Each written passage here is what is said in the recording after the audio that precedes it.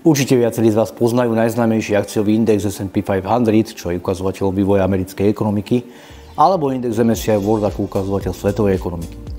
Čo majú však spoločné firmy ako Gazprom, Sberbank, Lukoil, Rosneft, Novatek, Yandex alebo Tatneft?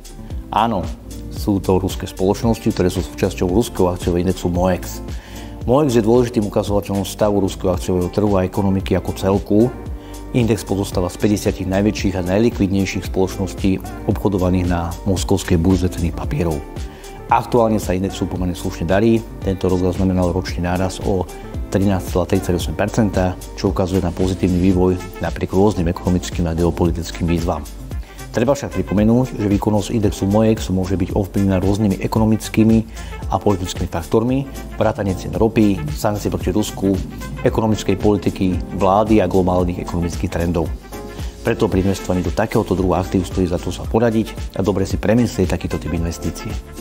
Ďakujeme za sledovanie, like a odber a nezabúdajte, peniaze sú čas.